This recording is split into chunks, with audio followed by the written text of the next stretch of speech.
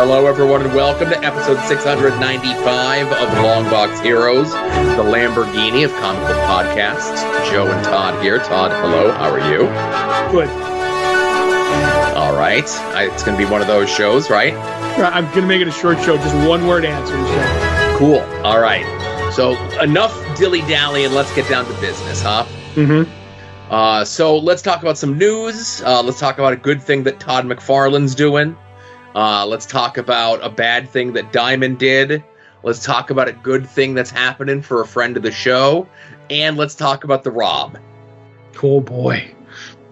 Hey, let's also talk about conventions this weekend. Let's talk about some of the stuff that we read from this past week, including Brave and the Bold Batman #9, which isn't the title of the book. Batman Goes First. And Ghost Machine #1. Technically not Ghost Machine #1, but you get what I'm saying. Multiple number ones in one somehow. But anyway. Yes. What we're looking forward to coming out this week. We're also having our continued Todd and Joe Have Issues as we are rereading Gail Simone's Secret Six, and we're almost done with Villains United. And we got some Birds of Prey. Then it'll officially be reading Secret Six. Right. All that. And Beckie's Walk Down Lois Lane. Yes, thank you very much for reminding me of that. And as we record this, 2 short weeks, Todd, until Madam Web mania sweeps the nation. All right. I said this was going to be a short show, but man, oh man, do you trigger me when you tweet the I got Batman 89 vibes? I know it's a bit. But it makes what? No, wait, Todd, wait a minute. First of all, Todd, I don't do bits. But second, right. Go ahead. What do you mean? No, it's just. I get it, and I'm like, oh my god, I know what you're doing, and I usually applaud that kind of thing because when I'm ticking someone off, I love it. I don't know what is on the other end. I don't know, not so much, but. I get it, and I just think you're following young Ed's, love of this movie that hasn't been released yet. But we'll see, and I hope you're out there on Valentine's Day with the missus at Madam Web, giving it the money. Now, I will say it will probably be that Wednesday night that we do go see it. I will be sacrificing watching professional wrestling live, only because, Thursday I record at odds. That Friday we would be recording the Patreon show, right? Right. And I really want to see it opening day so I don't get it spoiled on me. Right. And in all honesty, yes, I am having some fun with young Ed. He was kind of on track with the Morbius thing before everyone else was. Right. And this is one of those ones where because they've done Spider-Man villains, right? Right. But this is them doing every female Spider character in one movie. Mm-hmm. And Ezekiel. Right. It's as many bad Spider-Man ideas as you possibly can get. And as many bad, unmarketable Spider-Man ideas that you could get in one movie without actually having Spider-Man in it. That being said, the chutzpah of the filmmakers, right? That being said, have you heard the rumor about Ezekiel, who it was supposed to be at one point? Wasn't it supposed to be Tobey Maguire? Yes. That's what I hear. That they wanted Tobey, but they couldn't get him. And then I don't want too much information about the movie, but I saw a video come up of someone analyzing all the trailers and all the footage that we have. Right, sure. That's attempting frame by frame, That's attempting to pinpoint where in the Sony Spider-Verse this movie takes place. Right. And I'm this might be too much information for me. Right. Analyzing the Webb Zapruder film, you know what I mean? But no, it's literally analyzing bench ads on the bus and what it's referring to, and because they say this, then that means that, and you'll see a screenshot where they have a whole bunch of things. So what does this mean? And something will be circled, and a YouTube teaser image, right? Right. Guy making the soy face, the whole thing. But your tweets through the Longbox account went over big at football. The way you keep pushing all the really bad articles, like the Dakota Johnson talking about all the stuff. Like I made a movie, a green screen. It would be as though AI generated a movie just for your boyfriend. That was one of them, and then another one was the fake explosions going off because it was on a blue screen, and it was like, oh, act like there's an explosion. And to me, that was absolutely psychotic. I was like, I don't know if this is going to be good at all. I hope I did an okay job. What a lead in a story, right? But I read all these at the football when we went out Sunday, and it went over big. So I was like, all right, it's working. And then there was only 2-word answers anytime Madam Web came up, and those 2 words were Sydney Sweeney. Mm-hmm. And that's it. And I was like, that's the thing. I don't even know which girl that is. She's one of the girls in the movie. I don't know. I don't keep up on young Hollywood, right? Right. But so I don't know. On the Sydney Sweeney rabbit hole I've gone down, I might see Madam Web. But right. We'll see. But keep up the good work, Joe. Batman 89, Madam Web 24, It's like poetry. It rhymes. Madam Web 24/7. Yeah. All right. So let's actually get into actual show news and stuff and things, right? Sure. So issue 350 of Spawn is coming out. And as a nice thing for retailers, now granted, the book is being delayed. And maybe the book is being delayed because any store that ordered 25 or more copies before the final order cutoff date, which was this past weekend, you are going to get a signed copy of the book by Todd himself. Sweet. Not me, the real Todd McFarlane, but that is cool. Todd McFarlane. That's a cool deal to do, kind of as a reward to the retailers. Spawn is a book that I don't read anymore, but it's definitely kind of like waxed and waned in popularity. If you listen to Previewing the Past, that was like the lone Image book that I kind of held out on for as long as I could. Right. And then this, they recently had a resurgence where they did that King Spawn, and that hit really big. And Todd has gone on record and said that 2024 is the make or break year to get a new Spawn movie made, or at least started being made. So I just like to see Todd doing well. He's had a rough go of it. He's made some poor business decisions over the last 30 years or so. Like he's made a lot of good business decisions, but the 2 or 3 bad ones that he made were like impressively bad. Right. There were no slouches in the bad department. Yeah, like literally costing him millions and millions of dollars, costing him friendships, costing him rights to characters. I like Todd, Yeah. I feel the biggest thing he's got going against him are the unflattering impersonations. I was going to say, there is a certain podcast that'll go unnamed that likes to take shots at Todd for no reason and do an unflattering impression of him. Seems like every 3rd episode is dumping on Todd. It's almost like there's a jealousy thing there, but who knows? Could really be anything.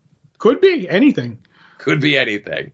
And then the other big one was that Diamond actually canceled one of their upcoming retailer summits. Right. I guess Comics Pro was doing one of their events upcoming here at MegaCon. Mm-hmm.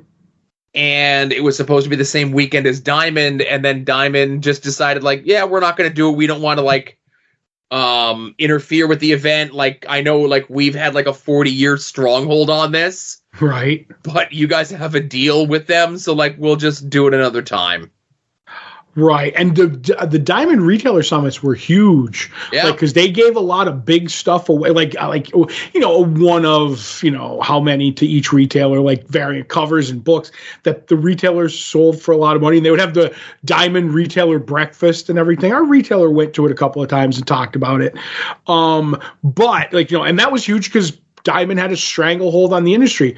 When you flinch, Joe, Mm-hmm. You don't have the stranglehold anymore, and you're on your way out, as far as I'm concerned. A flinch is a sign of weakness. Yep, it's like a sneeze. But I look at it as they're doing this, and the other Comics Pro has, Marvel. Big wigs are going to be there. They're probably going to give stuff away, and that's where the industry gets led by. You know what I mean? So Comics Pro all the way, and it's only a matter of time before Diamond Comics is kicking rocks, as far as I'm concerned. Yep. And it's good to have a shake-up sometime. It's good to have somebody come in and upset the apple cart, if you will. Mm-hmm. But in one other bit of news, so this is a news item to follow up on a news item nearly to the day from 5 years ago. On February 11th, 2019, Paramount had announced that they were going to be optioning the Kyle Starks graphic novel Kill Them All into a movie or into something. So today, 5 years later, Paramount has announced that the director of the Netflix Extraction films, Sam Hargrave, has signed on to direct the Kill Them All adaptation. Yep. They have to get might have to get Paramount, Joe. So things move slow in Hollywood sometimes. Right. And I would have to say that the pandemic probably put a bigger delay on stuff like this. Then the strike. Yeah, and the writer's strike. And then I would say conversely, it's a comic book graphic novel property that somebody looked at and said, there's no superheroes in this. There's no green screens in this. We could probably make this for not hundreds of millions of dollars. Right. And probably turn a profit. And we've been sitting on this for 5 years. It's the way Hollywood's going, Joe. Right. And I hope that this is the beginning of that we now get Hollywood Kyle M. Starks. Hollywood is strapping the rocket to Kyle M. Starks, Joe. It's just the fuse has been 5 years long, is all. Right. Yes, it was a slow fuse, but a big payload. Yes. So, again, as we hear and see stuff like that of friends of the show doing good, taking care of business, staying out of trouble, keeping their nose clean, that sort of thing, we will absolutely mention it with aplomb and hopefully discuss it all here on the show, Yep. Ask not for whom the Rob trolls. The Rob trolls for thee. And now, the Rob Watch. Now, on the flip side of things, it's time for the Rob Watch. No, it is a flip. So as you may know, this past week, as we discussed on the show last week, the Rob rolled out his latest creator-owned book, Last Blood, and it was supposed to be for sale on his Whatnot stream, right? Mm-hmm. Except it wasn't.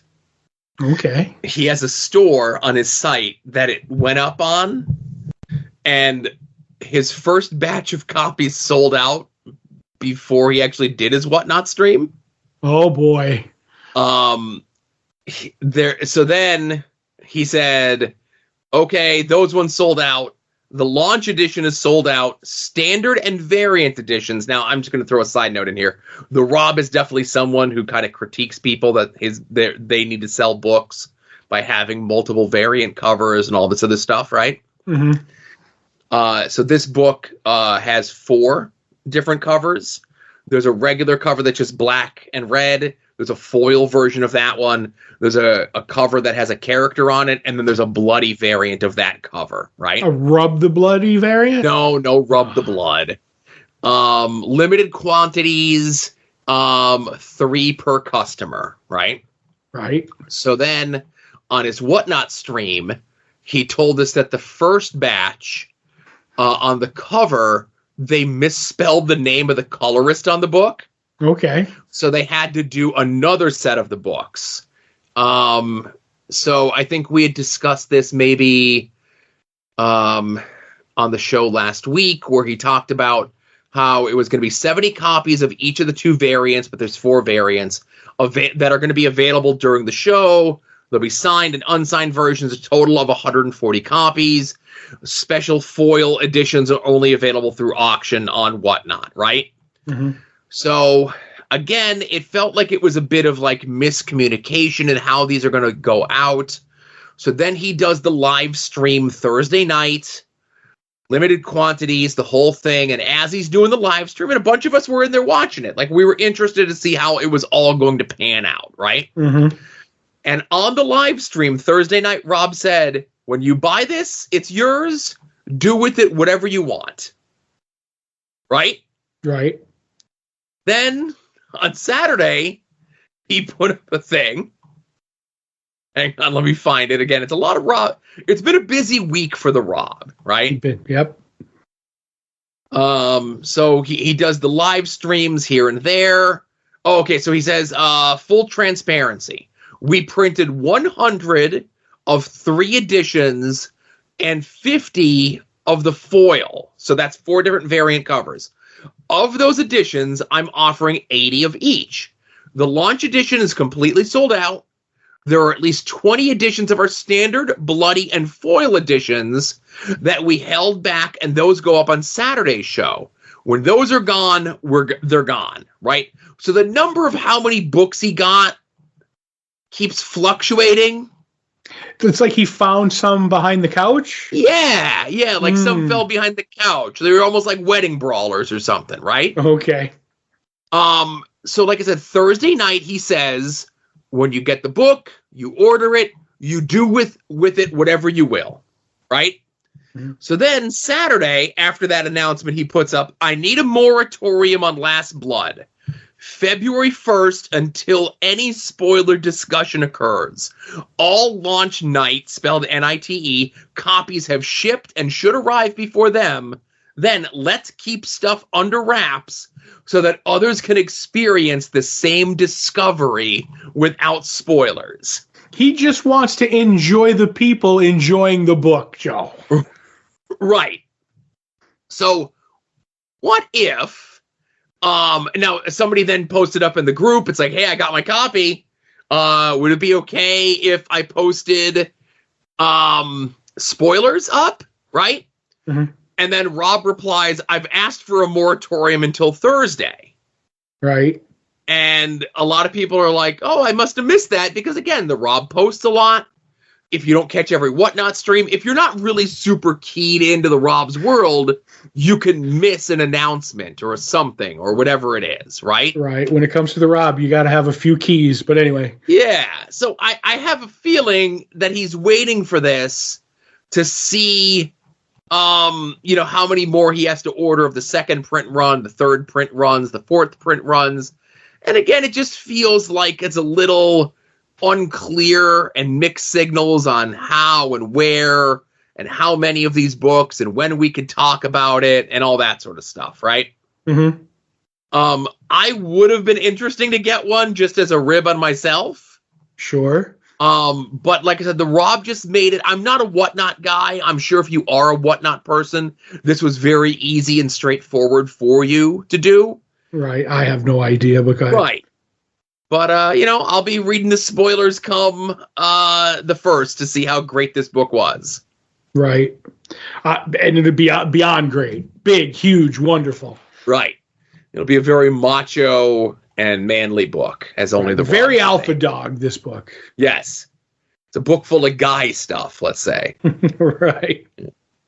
Turbo would love it. So, speaking of the Rob, related but unrelated, this weekend is MegaCon in Orlando. Officially, this is the one that the Rob says is the only convention of all the fan expo conventions that keeps all the other ones afloat. Right. And this is a jammed up show, man.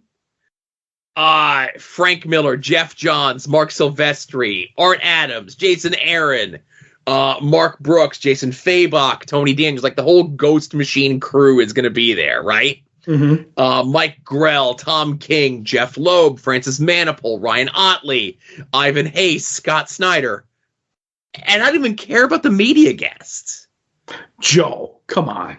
You don't want to go for the Charmed reunion? I'm okay. I would definitely go. I talked to them all.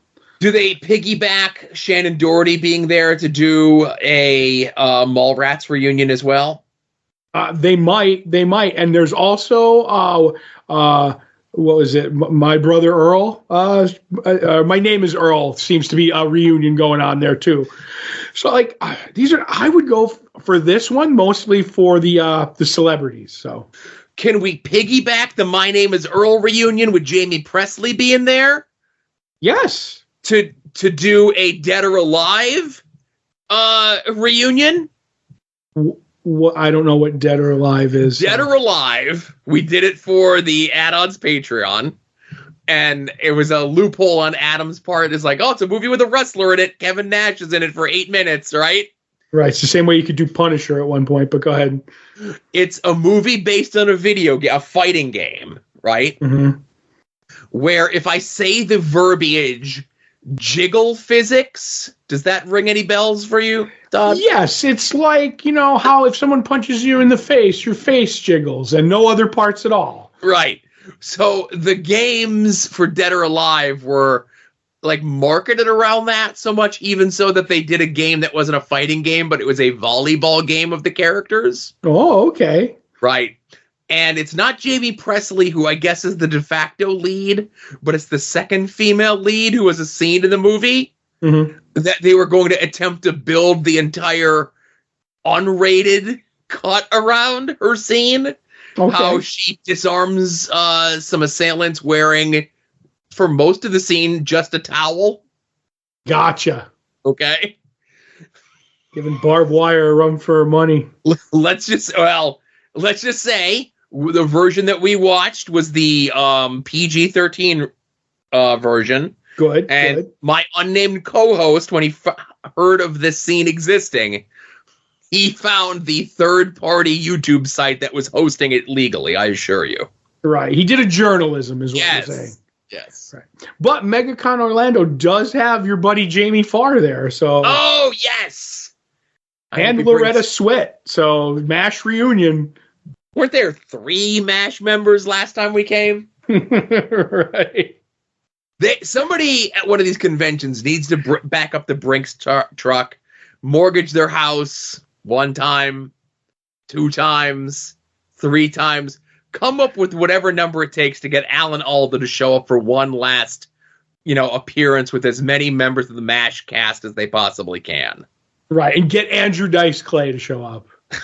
Because he was in an episode. Andrew Dice Clay was in an episode of MASH? Yes, I was discussing this with somebody the other day. It's absolutely jarring to see Andrew Dice Clay as a patient in the MASH hospital. And not like, oh, I was out, fighting the Koreans. Oh, no, he's like just normal. Just like a human. Oh. Yeah, what? Just like a human. Yes. So, and it's crazy. I'll see if I can find the clip later for you, Joe. I'm texting one of the 3 MASH historians I have on speed dial in my phone. I'm one of them, right? Well, I'm talking to one of them. Mm-hmm. Another one I don't bother with such frivolity, and the other one I only bother with frivolity. Right. So we have the links to the convention in the show notes, of course. If you're going to be in the greater Orlando area this weekend, I would say this is a worthwhile convention to check out. Another thing that's worthwhile to check out would be the soon-to-be-named network at soon-to-be-named-network.com, soon-to-be-named-network.tumblr.com. Anytime any of the shows go live, you can, of course, find them at their own individual sites.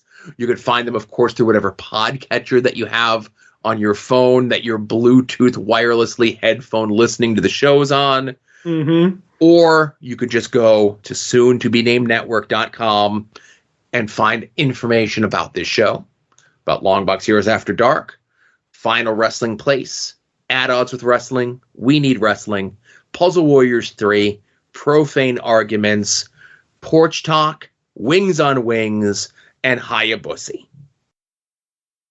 You could also check out our friends in and around the internet, the stuff that they're up to. You can go check out Mike Sterling's blog over at progressiveruin.com, over 30-year retailer on the West Coast. Tons of information, a wealth of knowledge that man has. You can go check out our friend Kevin's blog at helionsteam.com. You can go check out Rick Williams' The Chop Shop at freekaratechops.storeenvy.com. You can go purchase Jason Sandberg's Jupiter, his self-published independent book, a la carte through his Indiegogo. You can go purchase Chris Runt's Battle Monsters at fortressofcomicnews.com, self-published comics all around. You can support our good friend Davey of the band Cave People at his site, cavedomaincomics.com. Get stuff in print. I think there's limited quantities left, but you can always get stuff digitally. And if you do not have a good comic book store in your area or any comic book store in your area, let our store be your store. Comics on the Green. We have the Facebook page linked up anytime.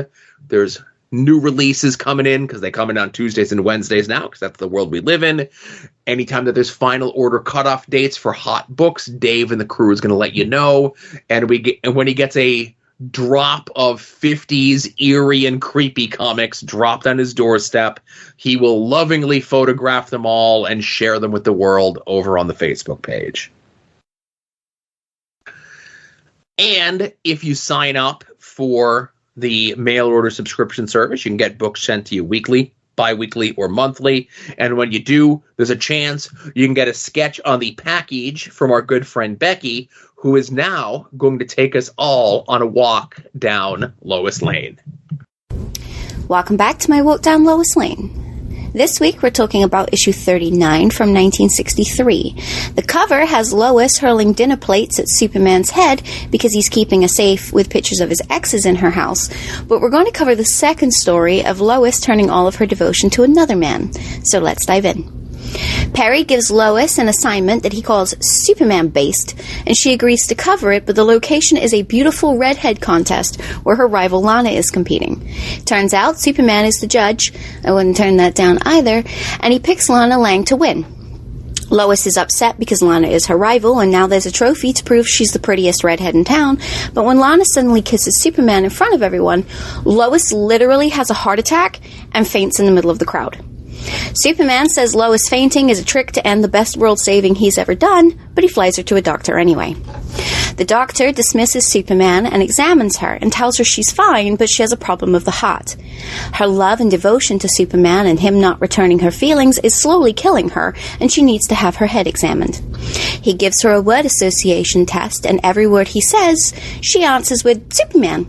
So the doctor tells her that she needs to find herself a nice normal man, gives her the newspaper, and tells her to pick a guy from work. Perry is old and married, Jimmy is young and into her sister, so Lois decides that she will scrape the bottom of the barrel in desperation and pick Clark Kent. That is really in there. They start to date, and Lois begins to fall for Clark because he's polite and does everything that she says. He's secretly saving the day around her as they go around, but she doesn't notice.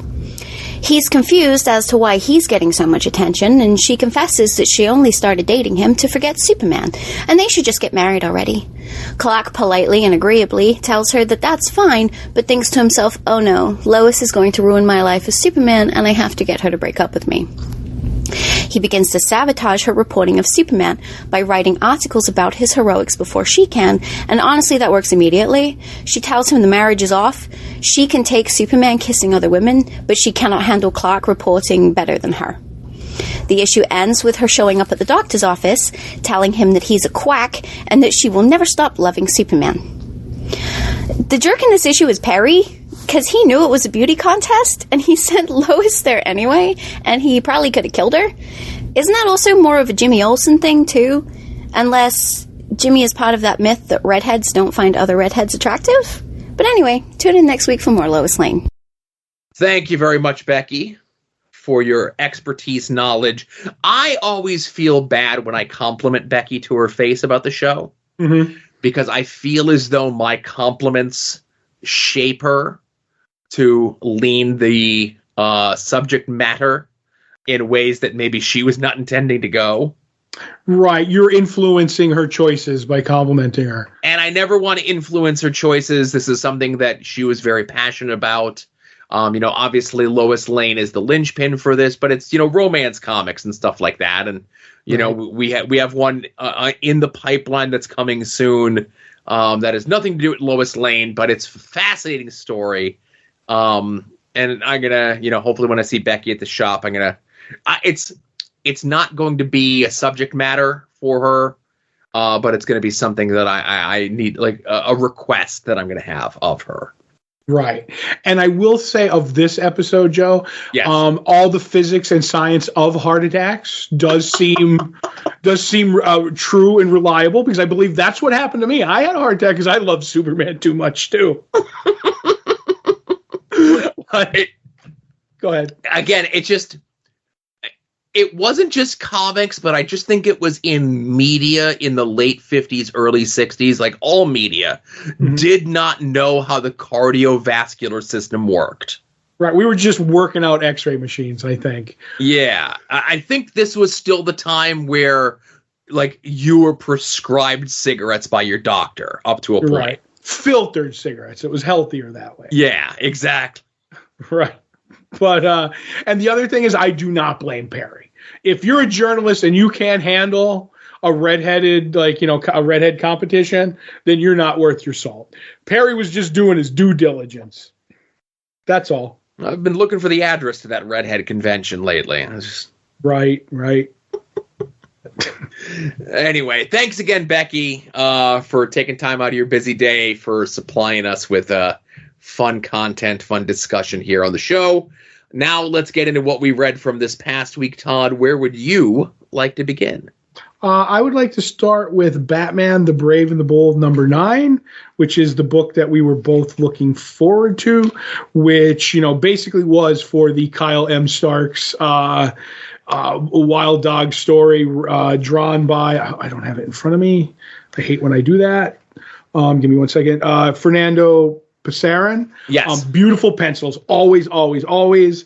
As we left Wild Dog, he had his head handed to him and his hockey mask by Gizmo and his men, and he's downtrodden and he's ready to give up, and he goes to see his cop buddy at the big game that day, and the cop buddy gives him the attaboy, like, you're the one thing, and kind of gives him some information about a character we met in the book. The street vendor who kind of maybe turns his attitude around, and then Gizmo shows up at the big game, and his men are there, and he basically steals the playbook from Bane, and keeps all the people in there, and he's going to ransom them, and basically Wild Dog has to turn the tables on him because he's in there, and he reverts to maybe his old form and maybe his old jersey, but I don't want to spoil things. And Wild Dog does what a wild dog does. That's all I'm going to say. So Gizmo had a great plan. This is chapter 3 of the story. So, our hero is downtrodden and beaten, and he's ready to give it up. And he just happens to be in the right place at the right time to fail Gizmo's plan. And I like the simplicity of it, that Gizmo thinks he has everything thought out. Like, I know which people are going to be here. I could get you all in the same place at the same time. I could give you a deadline to wire money into my account. I could set up the bombs throughout the stadium. I could, put the geodesic dome over everything so no one can escape.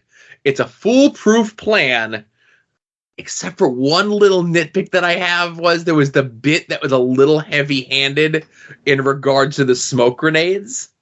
What? They're weapons grade, Joe. It was telegraphed just a little bit. That being said, I do like that the moral of the story was, yes, Gizmo or Wild Dog did whoop up on a bunch of people, but the majority of this story is, through his simplicity and ingenuity, he was able to outsmart Gizmo and take him down. Spoilers. Right. Wild Dog's the everyman, Joe. Yes. And I feel like we all have a little wild dog inside us. Yes. And Max from the coffee truck is back up. We get like a little teaser at the end of kind of not so much as a dangling plot thread, but it's like, well, hey, there's other people that are going to try to do what Gizmo did here. And Wild Dog's up for the challenge. And I love that it ended up being open-ended in the hope that we get more, because I definitely want more. Right. For the Wild Dog ongoing. Yes. Or another miniseries or something. You know, I would like to see like a Wild Dog miniseries a la Peacemaker. You know what I mean? Yeah. Like, this was the tryout, you know? Yeah. And so the logistics on a book like this, I can't imagine, because it's an $8 book in the first place. It's got 4 stories in it. You know, Batman is in at least half of them. You know, there was a Wild Dog story. There was an Aquaman story as this was going on as well. And I can't imagine of like how they gauge sales on something like this. Right, because, and I don't want to knock Kyle. Isn't there a Tom King story in here too? So you got to go by, you know, how much is it from Tom King? How much is from Kyle Starks? How much is Gabriel Hardman, who I'm a big fan of? You know what I mean? Right, right. So it's really tough to gauge on an anthology book of like what is pulling in the buys. Mm-hmm. I know it pulled it in for me. I know it pulled it in for Todd. I know it pulled it in for a lot of people, but you know, it just makes me wish that I could specifically say, like, I want the money I'm paying for my book to go just to Kyle Starks. Right. What I would like them to do is, like we said before, reprint this story in a one-shot comic on its own for $4.99, whatever, you know, how much the page count says it would be, but not obviously $7.99. And I think, you know, especially with all the news that's been going on, last year having a number one top 5 book at Marvel and at DC, you know, that you'd be able to push that, is what I'm saying. Right. So the other book that we both read this past week was yet another anthology book, I guess, kind of, sort of. Yes. And that would be the Ghost Machine #1, Ghost Machine one-shot, Ghost Machine special. Depending on where you go, this book is called something different everywhere. Right.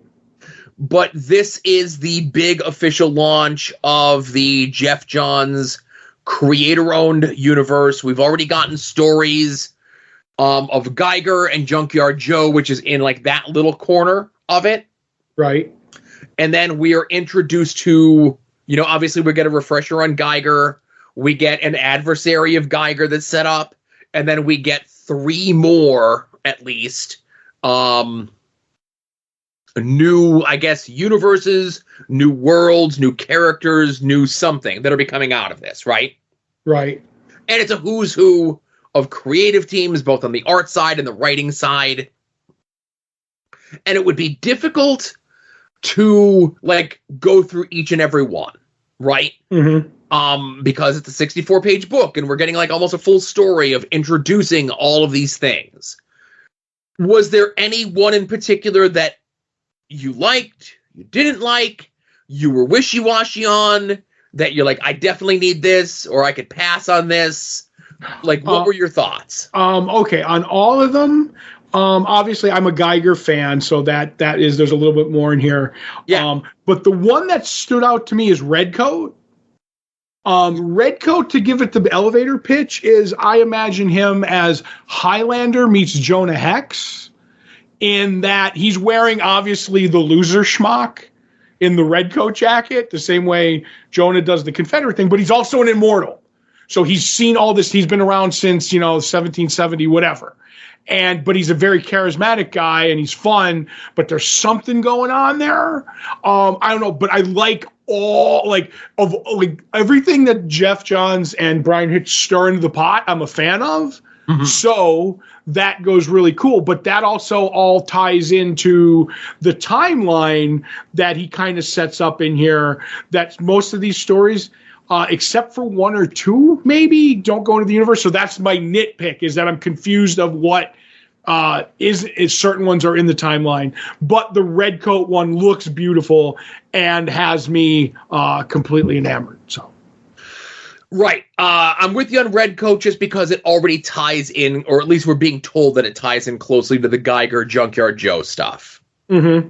The next for me would be the Hyde Street stuff, the horror side of things. Right, it's like a Twilight Zone, Outer Limits kind of book. Yeah, only because it's something that I don't think Jeff Johns has ever written before, and I'd be very interested to see how he would tackle something like this, and I like the tease that we got in this.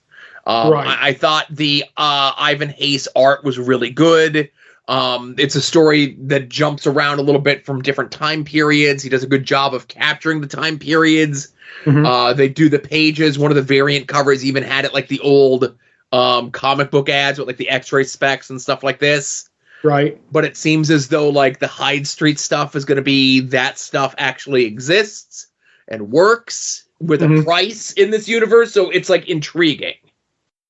Yes. That being said, I think I've maybe said all this before, is I feel all the Jeff Johns stuff in here are pitches to DC with the serial numbers filed off. Sure.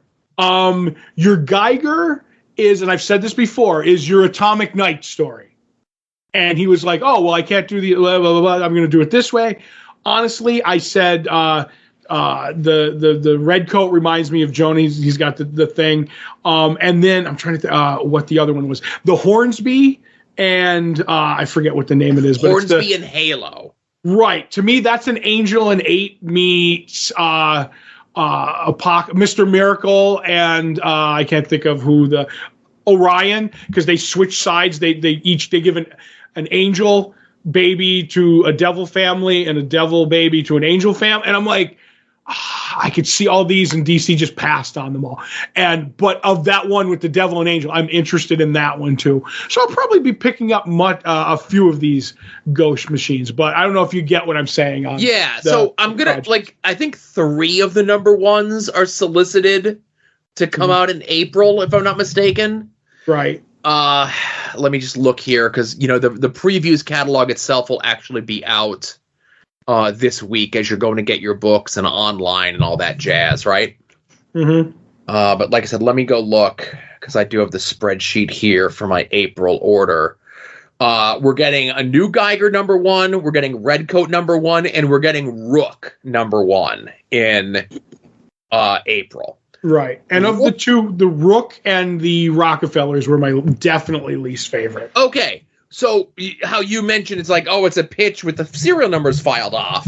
The Rockefellers definitely felt like a Fantastic Four Challengers of the Unknown style thing. But like, okay, it didn't really offer anything new. It was just like, we're going to tweak things just a little bit, right?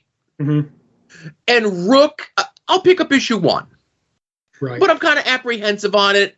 You got these people that wearing animal masks, and there's a bunch of different animals, and they have control over that breed of animal or that species of animal or whatever it is.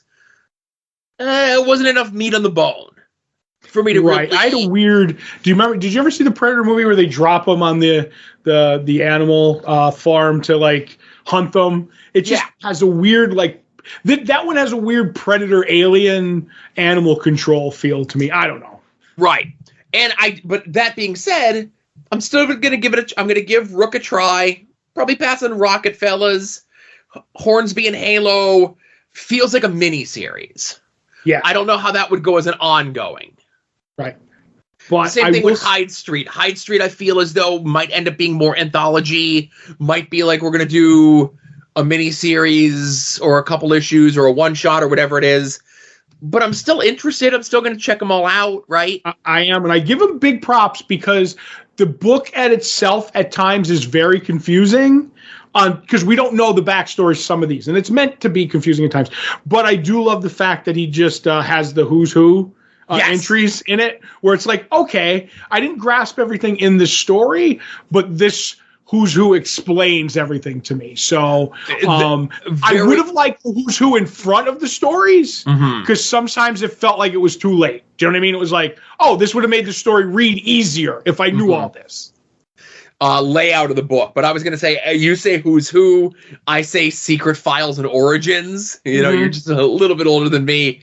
Very much on the, you know, we say John's and the DC and the rejected pitches and everything else like that. And again, it's crazy that we live in a world that Jeff Johns of all people had rejected pitches at DC. I figured they would just print whatever garbage he threw at them.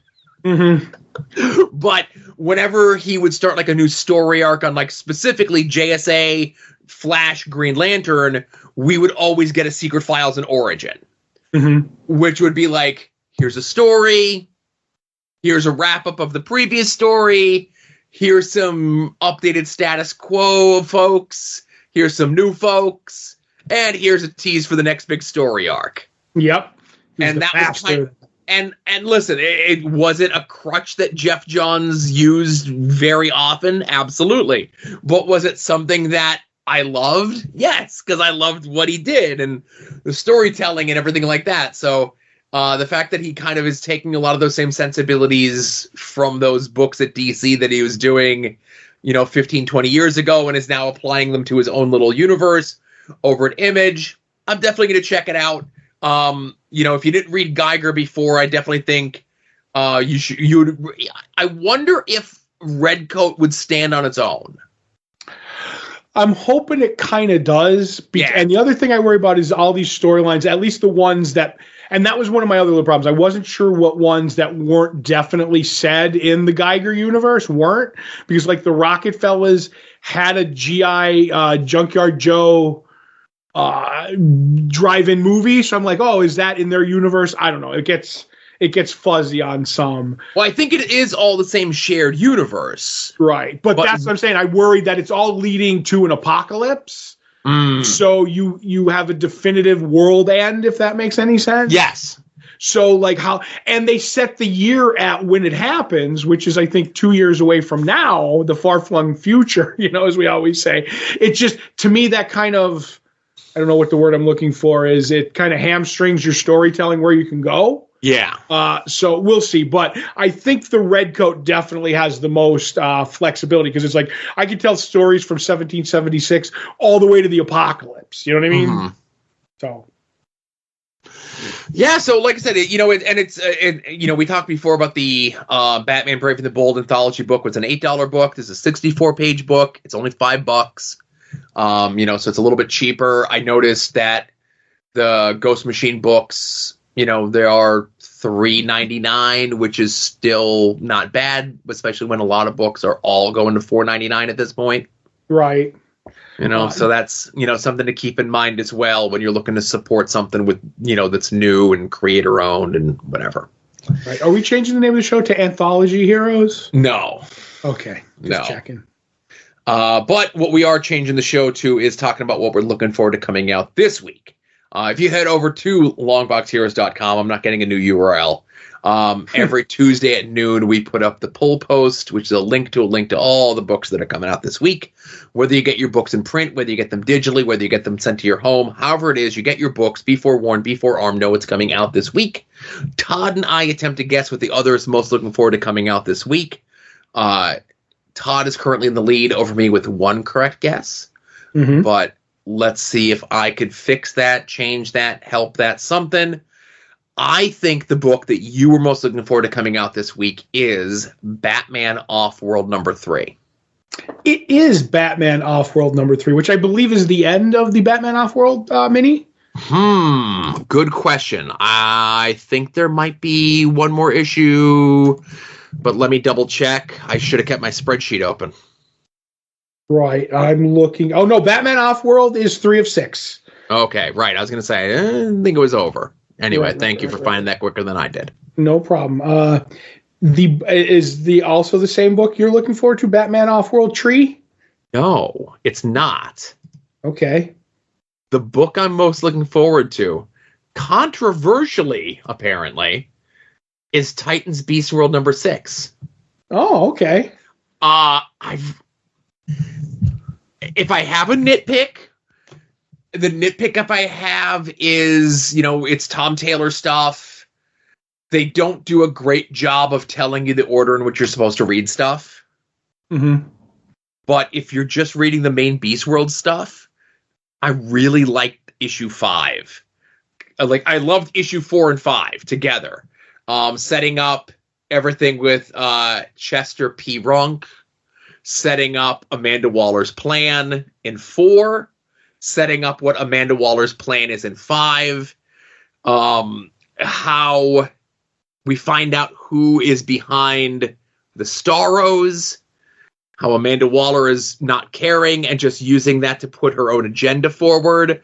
And this feels like the book that is going to elevate Amanda Waller to being like the 2024 villain of the DC universe. Even so much so that there's parts in there where they go and break Lex out of jail and like, you're doing my work now, as opposed to Lex, making other people work for him sort of stuff. Right. And we also get who's under the helm for Dr. Hate, which is a great name. Yes. Interesting on the reveal. I'm going to be, like I said, and that's why I'm looking forward to issue 6 to see how like everything kind of gets paid off and wrapped up. And, if some of these, character changes, let's say, without being spoiler heavy, right, the character changes that happened, especially in issues 4 and 5 of the miniseries, end up being permanent. Like, not just not get fixed at the end of issue 6. Like, at least maybe are they going to last for a year, or these permanent changes? Mm-hmm. Nothing's permanent in comics, but permanent status quo changes, or at least mostly permanent status quo changes. But I've been enjoying it. I just wish they did a better job, because I think it was a thing where, as I have them right here in front of me, where like the issue of Titan of 7, like, so Beast World 4 comes out Beast World 4 comes out, then Titan 7 came out, and then Beast World 5 came out. But you were supposed to read Titan 7 before Beast World 4, even though it came out a week later. So I don't remember that, because I remember they had like where you should read what in front of it, and it seemed to work fine to me, but I don't remember. You have a spreadsheet, so it wasn't that crucial, but there was like 1 or 2 little plot points that it gave away, and I'm like, oh. Right. I already know what happened, because I already read Beast World in the order in which they were released, not in the order in which you told me to read them, which if I knew, I would have sat on it and waited and read them in the right order. But that being said, things that I love about Beast World is that as Raven's running around, she's talking about her soul gem on her head, and I'm like, I can get behind that, because if somebody's given up that word, that's your word to take over. Yeah. The other thing, it's not a soul stone. Yeah, it's not a soul stone; it's a soul gem. So good to you, Raven. But the thing that I don't like about it is it all feels very bloated, running through, and it's all Tom Taylor, and it runs through Beast World, it runs through Titans, and even to a lesser extent Nightwing, because Tom Taylor's writing that. The Nightwing, I think, flows right into it. But the whole thing coming off of, what was the Nightmare books, Joe? The one, like the last crossover? Night Terrors. I feel like it's like, okay, we had the Night Terrors book where we get to see all the heroes have their nightmares. Now we see all the heroes maybe become animals. Mm-hmm. It just seems like a gimmick, and a gimmick that I don't enjoy. And it's something that in this giant crossover coming off Night Terrors, it's like, could we just have Titans for a little while? We're only issue 7. We've already had Night Terrors, and we've had a giant Starro crossover. Yeah. It's all too much for me. I get you. That said, Tom Taylor is a great writer, and I love him, and he does everything he can with it, and I'm interested in it. But I'm like, okay, I need a breather on Titans already. Well, hopefully after Beast World ends, we'll all get that breather. Right. But who knows? We'll see. Oh. So while you're over at longboxheroes.com, of course, be sure to check out all the other stuff that Todd and I are up to, whether it be past episodes of this show, past episodes of Longbox Heroes After Dark, or the current ongoing Todd and Joe Have Issues. This year, we are tackling Gail Simone's Secret Six story, just less than 20 years old. Some of the newest stuff that we'll have covered, but we have to read Villains United first, because that's where Secret Six spins out of. And this week, we're going to be talking about issue 5 of Villains United. As mentioned, written by Gail Simone with art by Dale Eaglesham. And again, we get right into the action. And if I have a lament about this issue is that, we kind of leave the heroes at the last issue, with kind of the bit there between Catman and Cheshire. Right. And we feel as though like in issue 4, they were trying to set things up to maybe like not retcon, but maybe fix something that Cheshire did that she's not as bad, like trying to maybe redeem her just a little bit.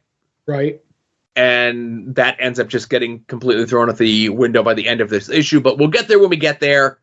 As we're just thrown right into it as the Six, they're not officially called the Secret Six yet, are at another LexCorp whatever, taking down and battling a bunch of the baddies that, are part of the society. Now, I will say this. We have Catman taking on Monsieur Mallah. And in issue 4, didn't we get the story of, like, there's a history between these two characters? Right. That was the one the rumor was that he ate him. You know what I mean? Yeah. And this is, I think, his get right story, his get back story, Okay. So.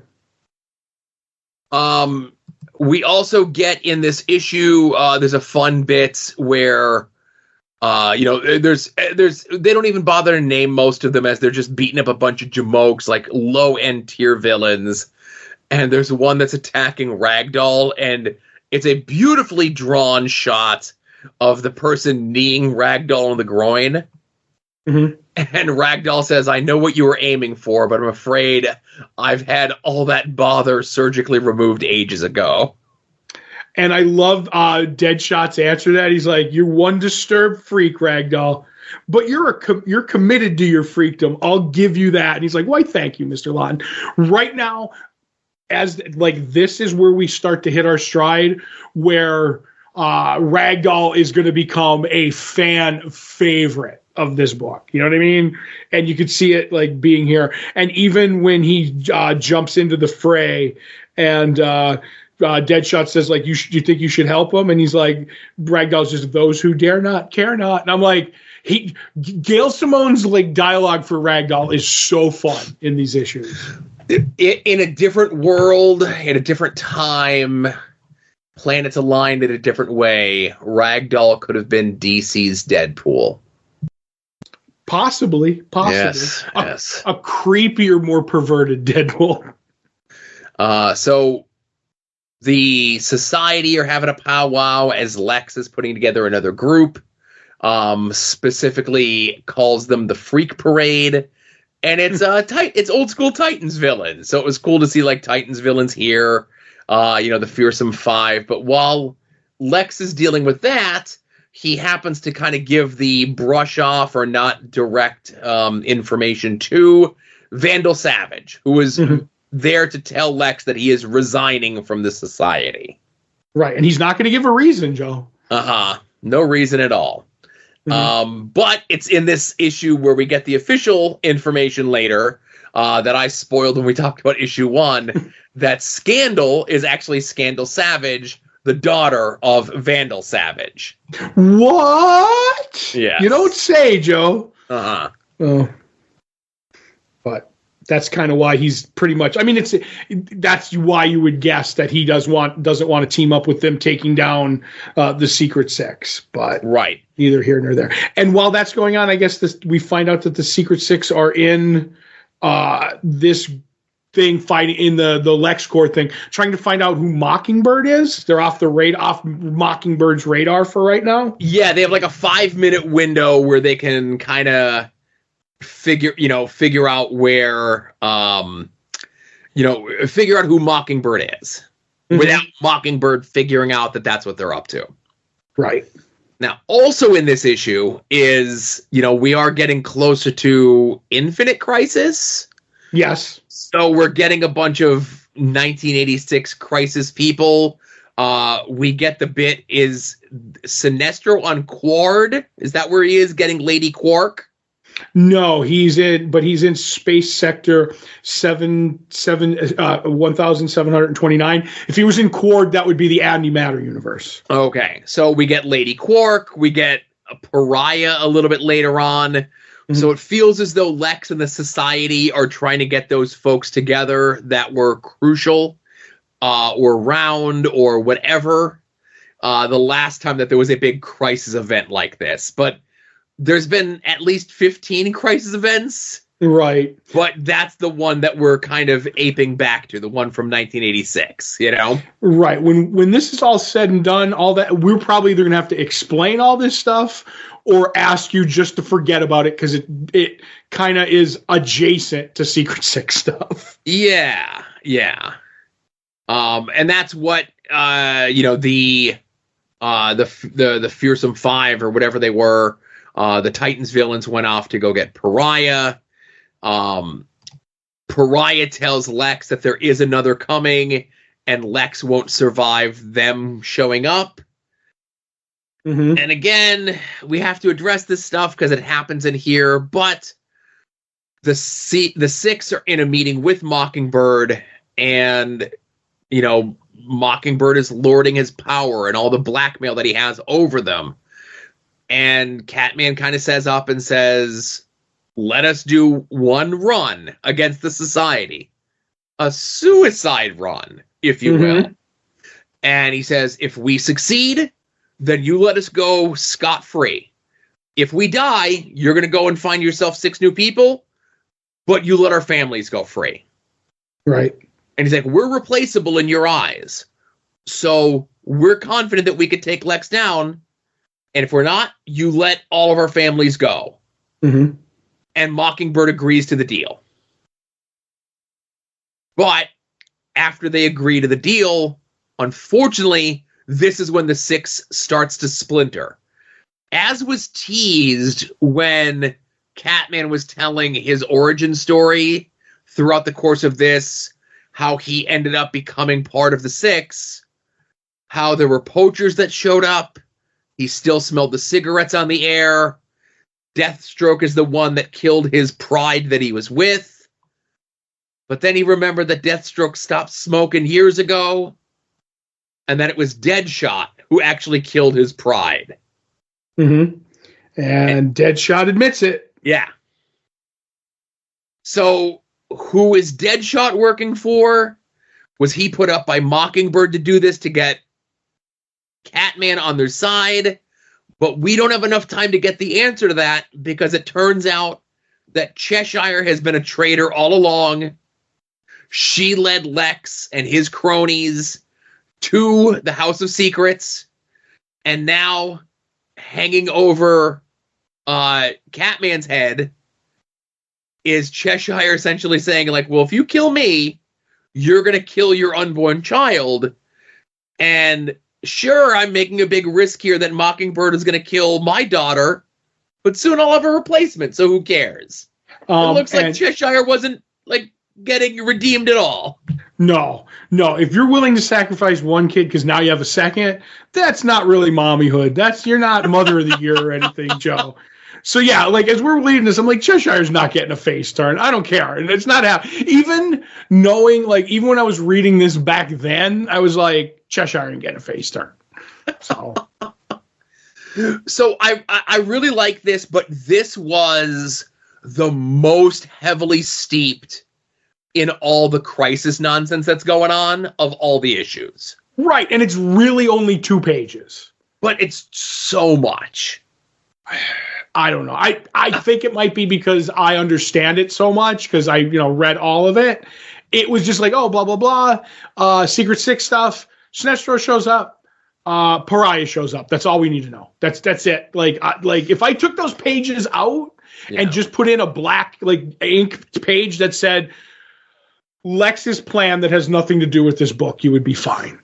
But that's the thing, nothing to do with this book in the grand scheme of things. Mm-hmm. At the time, maybe it did mean something, but us with, 19 plus years or whatever it is, hindsight, we're able to say, it's okay, all of this stuff actually is not going to matter in the grand scheme of things. Mm-hmm. But the fact that it's in here, I have to deal with it and I have to address it. I can't just skip over those pages. No, I know, but I'm doing my best to explain to anybody who's not going to read Infinite Crisis. Don't worry about it. Yep. Because you have to read Trinity, you have to read Countdown, you have to read... No, you don't have to read Countdown. Countdown was after. That was Countdown to Final Crisis. Oh, that was years later. That was 52 done right. Yeah. But I'm enjoying this. I can't wait for all the Infinite Crisis stuff to be washed out of this book, and it's just the Secret Six. Yeah, we only have 2 more issues to go. Yep. And then maybe some residual hanging around, but that's about it. It's not much, if I remember correctly. But I don't think it's much either. But yeah, I think it's one of those things where we get a bunch of it in issue 6, and then there's the one shot where it's like, we're gonna kind of resolve anything that connected it to all this other stuff. So I think the special is going to be very Infinite Crisis heavy. Yeah, I remember it being sparse Secret Six. Oh, really? Yeah. Don't hold me to that, but I remember that being way like the Secret Six are like, hey, we're passing through. You know what I mean? I'll have to double check that because it is Villains Unite. It is Villains United special. Yep. It's written by Gale. We got to read it, so we're going to read it. Right. And if that is said, Joe, I say because don't we have one a week until we hit the last week and we double up? Yeah. If that is all Infinite Crisis stuff with a Secret Six cameo, I say we double up there. You know what I mean? Just go Secret Six walks through and explain the ending. You know what I mean? But anyway, I'll leave that to after hours. Well, we need to figure that out now, kinda. Right. Well, I'll read the issue and see, and then we can make the decision. I just happen to have it here on my desk. Let me page through it real quick. Right, because we still have to read 6 yet, so we wouldn't be at 7. Oh, that's right. We could double up with 6. I was thinking of doubling up with 6 and Secret Six 1. I'm gonna say we gotta read it. Okay, I forget because it's been a long time. So there is, but there's not a lot of Secret Six though. How can I say this? Well, don't worry, you can say it after we're done. It's a lot of tying up who Mockingbird is but isn't. Gotcha. And getting the 6 back on track. Right. But with a lot of Infinite Crisis. Yeah, there is a lot of Infinite Crisis, but it's a lot of familiar faces. Good. It's a very pretty book as I'm thumbing through it here.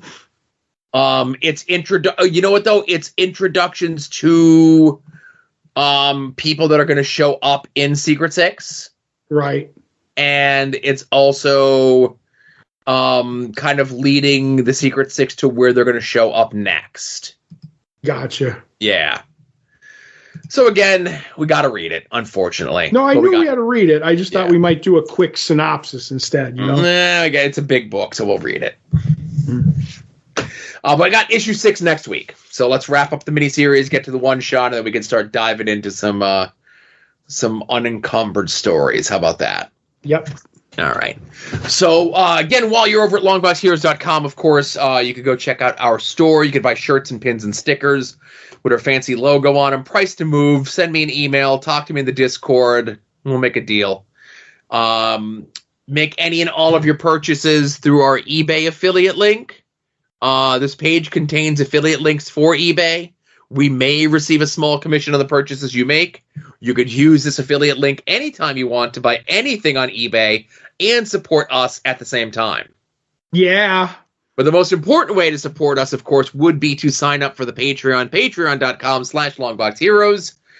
For as little as $1 a month, you're going to get 2 bonus shows from Todd and myself. One, Previewing the Past, where we look at 30 years ago this month's previews catalog for everything that came out in the past in the world of comics to see the ever-changing market to get to where we are today.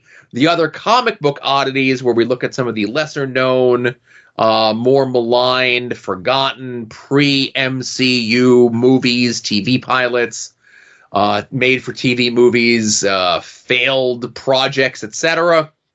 We're fresh off watching The Return of the Incredible Hulk. with one of the greatest pieces of lost media in the history of the world. I don't want to spoil it for everyone, but after this Friday, when it's available for all of our Patreons, we're going to be talking about it all the time. Right. But $5 a month is going to get you those 2 Patreon shows 2 weeks before everyone else. It's going to get you Longbox Heroes After Dark 2 days before everyone else. So you can listen to the shows in the correct listening order. And you also get, at any level, the full scans of all those preview catalogs that we talk about, going all the way back to 1990. Like I said, sometimes a podcast just isn't for everyone. The previewing the past ones end up being 3 hours plus on average. But if you're a comic book reader for a long time, or you remember when Marvels came out, or you remember Spider-Man 2099, or you remember Image, or whatever it is, we've got that preview catalog fully scanned up. Just go and take a peek through it. Just walk down all those great memories of comic books long past. That's right. We're just hitting the stride of Kyle Rayner showing up, Joe. And, not to spoil what we got coming up for the February one, but they're already revisiting, less than 2 years later, Superman vs. Doomsday. I remember how the first round went. Let's hope things are a little bit better for Superman this time around. Yep. So I guess that's it. Since we got no TV shows, we got no movies. I didn't watch Echo. I don't think I'm going to be watching Echo. Right. Anything else? I could finally just tell you what happened, the post-credit scene in Echo, so you know. Is it Daredevil stuff? Yes. All right. Basically, Fisk gets his butt whooped by Echo. Maybe clears using magic, clears like his conscience, like with his issues with his father beating him as a kid, whatever. We're not sure on that. But as he's going home, he's getting on the plane, and they're talking about the mayoral race in New York and how there's no strong candidates, and they maybe need a big, powerful candidate to do things. And it's basically implying that Fisk is going to run for mayor of New York City. And that's it. That's how it ends.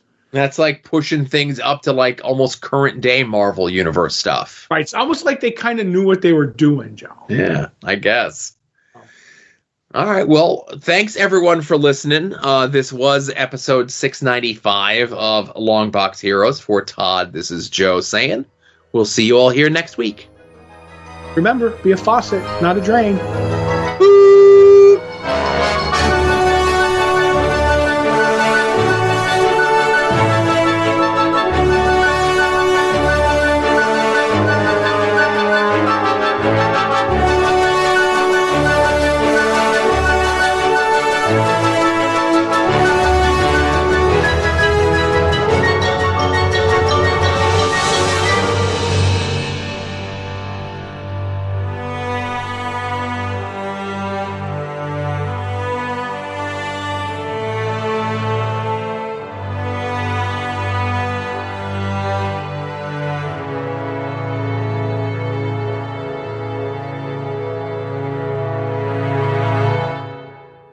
You're listening to the soon-to-be-named network, the Lamborghini